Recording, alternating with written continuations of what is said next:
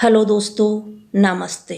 इस वीडियो में हम राजस्थान जीके के कुछ महत्वपूर्ण प्रश्नों को करेंगे। तो चलिए शुरू करते हैं।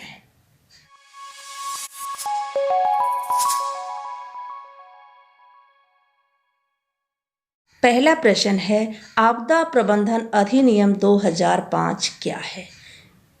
किसी भी प्राकृतिक अथवा मानव निर्मित आपदा के उपस्थित होने की दशा में इस अधिनियम का प्रयोग किया जा सकता है। राष्ट्रीय आपदा प्रबंधन प्राधिकरण के अध्यक्ष प्रधानमंत्री होते हैं। आपदा प्रबंधन प्राधिकरण की धारा 6 और 10 के अधीन कोविड-19 को राष्ट्रीय आपदा घोषित किया गया ताकि पूरे देश में लॉकडाउन के लिए एक समान प्रक्रिया अपनाई जा सके। भामाशाह सम्मान दिया जाता है। राजस्थान में शिक्षा के विकास के लिए स्कूलों में शैक्षिक और विकास कार्यों के लिए दान देने वाले व्यक्तियों को भामाशाह सम्मान दिया जाता है। इस सम्मान की शुरुआत 1 जनवरी 1995 में की गई थी और इस वर्ष का 2020 का भामाशाह सम्मान कोविड-19 की भेंट चढ़ गया। 2020 में भामाशाह सम्मान नहीं दिया गया। पर्यावरण दिवस कब मनाया जाता है? पर्यावरण यानी एनवायरमेंट शब्द की उत्पत्ति फ्रेंच शब्द एनवायरोनेर से हुई है, जिसका अर्थ है पड़ोस। प्रत्येक वर्ष 5 जून को विश्व पर्यावरण दिवस मनाया जाता है और 2020 का जो विश्व पर्यावरण दिवस था उसकी थीम थी जैव विविधता। सीमेंट का प्रमुख एस्क है, तो लाइमस्टोन सीमेंट का प्रमुख एस्क है। लाइमस्टोन का उपयोग पोर्टलैंड सीमेंट बनाने में होता है। राजस्थान में सीमेंट ग्रेड लाइमस्टोन का उत्पादन चित्तौड़गढ़, नागौर, जैसलमेर में हो रहा है। सीमेंट के अलावा लाइमस्टोन का प्रयोग लोहा एवं स्टील में भी किया जाता है। स्टील ग्रेड लाइमस्टोन या SMS ग्रेड के प्रमुख भंडार राजस्थान में जैसलमेर के सम, ख्वाला, सानू, खिया खींवसर, राता, मंडा क्षेत्र में मिले हैं। तो मित्रों, यानी सीमेंट का प्रमुख एस्क जो है वो लाइमस्टोन है और जो पोर्टलैंड सीमेंट बनाने के काम में आती है। ये पोर्टलैंड सीमेंट जो अब वर्तमान में सीमेंट अपन काम में लेते हैं उसी का नाम पोर्टलैंड सीमेंट है। और यह नाम इसका क्यों पड़ा? क्योंकि इसका आविष्कार, इस सीमेंट का आविष्कार 1824 में इंग्लैंड के पोर्टलैंड में जोसेफ नामक व्यक्ति के द्वारा किया गया था। तो पोर्टलैंड में इसका आविष्कार होने के कारण इस सीमेंट को कहा जाता है पोर्टलैंड सीमेंट। और इसका जो एस्क है लाइमस्टोन, ये राजस्थान में चित्तौड़गढ़, नागौर और जैसलमेर में मुख्य रूप से प्राप्त होता है। और ये लाइमस्टोन का उपयोग लोहा और स्टील उद्योगों में भी किया जाता है। तो स्टील ग्रेड लाइमस्टोन जो है वो जैसलमेर के सम, ख्वाला, सानू, खिया खींवसर, राता, मंडा क्षेत्र में मिला है। सीमेंट उत्पादन में राजस्थान का कौन सा स्थान है? सीमेंट उत्पादन के मामले में राजस्थान का देश में दूसरा स्थान है और देश का विश्व में दूसरा स्थान है।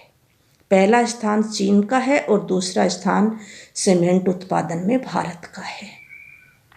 राजस्थान में 90% पोर्टलैंड सीमेंट का उत्पादन किया जाता है। कुल उत्पादन की दृष्टि से देश देखें तो राजस्थान देश का 16% सीमेंट उत्पादन करता है। आंध्र प्रदेश सीमेंट उत्पादन के मामले में पहले स्थान पर है। राजस्थान में सीमेंट उत्पादन के लिए सर्वाधिक अनुकूल जिले हैं। सीमेंट उद्योग की स्थापना के लिए राजस्थान में सर्वाधिक अनुकूल जिले चित्तौड़गढ़ और सवाई माधोपुर हैं। चित्तौड़गढ़ में सीमेंट उत्पादन की 6 बड़ी इकाइयां काम कर रही हैं। इसी वजह से चित्तौड़गढ़ को सीमेंट नगरी भी कहा जाता है। तो मित्रों, राजस्थान में सीमेंट उत्पादन की 16 बड़ी इकाइयां हैं, जिनमें से 6 बड़ी इकाइयां चित्तौड़गढ़ में स्थापित हैं। इसीलिए चित्तौड़गढ़ को सीमेंट नगरी कहा जाता है। राजस्थान का पहला सीमेंट कारखाना कहाँ स्थापित किया गया? राजस्थान में सबसे पहले सीमेंट कारखाने की शुरुआत 1915 में एसीसी कंपनी के द्वारा लाखेरी में की गई थी। सीमेंट बनाने के लिए उपयोग में आने वाला कच्चा माल लाइम स्टोन और जिप्सम राजस्थान में बहुतायत से पाया जाता है। राजस्थान में सफ़ेद सीमेंट का उत्पादन कहाँ होता है? तो राजस्थान में 2 स्थानों से, गोटन नागौर और खारिया खंगार जोधपुर में सफ़ेद सीमेंट का उत्पादन होता है। राजस्थान में कुल सीमेंट उत्पादन में सफ़ेद सीमेंट की हिस्सेदारी 10% तक है। 90% पोर्टलैंड सीमेंट है और 10% का योगदान सफ़ेद सीमेंट का है। तो ये प्रश्न कई एग्जामों में पूछा जाता है कि सफ़ेद सीमेंट के कारखाने राजस्थान में कहाँ कहाँ है? तो गोटन नागौर और खारिया खंगार जोधपुर में। वर्ष 2019 की पशु गणना के अनुसार राजस्थान में पशुधन है। तो वर्ष 2019 की 20वीं पशु गणना के अनुसार राजस्थान में कुल पशुधन 5.68 करोड़ है। पशुधन में राजस्थान का देश में दूसरा और उत्तर प्रदेश पहले स्थान पर है। इससे पहले 2012 की पशु गणना में राजस्थान में 5.77 करोड़ पशुधन था, यानी पशुओं की संख्या में 1.66% की कमी आई है। तो मित्रों, वर्ष 2019 की जो पशु गणना है वो 20वीं पशु गणना है और इस गणना में राजस्थान में पशुधन में 1.66% की कमी आई है। राजस्थान में क्षेत्रफल व जनसंख्या की दृष्टि से बड़ा व छोटा संभाग है। तो राजस्थान के 7 संभाग में क्षेत्रफल की दृष्टि से जोधपुर सबसे बड़ा और भरतपुर सबसे छोटा संभाग है। जनसंख्या और जनसंख्या घनत्व के लिहाज से जयपुर सबसे बड़ा और कोटा सबसे छोटा संभाग है। सबसे नया भरतपुर संभाग है। इसका गठन 4 जून 2005 को किया गया। तो मित्रों, थोड़ा सा अपने संभागीय स्थिति को मानचित्र के द्वारा भी समझ लेते हैं।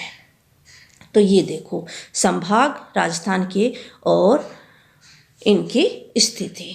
तो यानी अपन ने देखा कि 7 संभाग में सबसे बड़ा क्षेत्रफल की दृष्टि से जोधपुर संभाग है। ये संभाग जो है वो जोधपुर संभाग है, यानी देखने से ही पता चल रहा है कि क्षेत्रफल सबसे अधिक इस संभाग का है।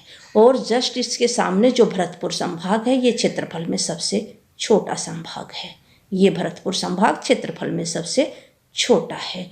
इसके बाद में जो जयपुर संभाग है ये जनसंख्या और जनघनत्व है दोनों दृष्टि से प्रथम नंबर पर है। जनसंख्या भी सबसे अधिक है और इसका जो जनसंख्या घनत्व है वो भी अन्य संभागों से सबसे अधिक है। और जस्ट जो है देखो कोटा संभाग जो है वो क्या है? जनघनत्व और जनसंख्या की दृष्टि से छोटा, सबसे छोटा संभाग है ये। यानी जनसंख्या की दृष्टि से कोटा संभाग सबसे छोटा संभाग है और जयपुर सबसे बड़ा संभाग है। ये कोटा संभाग जो सबसे छोटा है। और इसके बाद में यानी भरतपुर संभाग सबसे नया संभाग भी है। इसका गठन जो है वो 4 जून 2005 को किया गया है। धन्यवाद दोस्तों, इस वीडियो में आज इतना ही।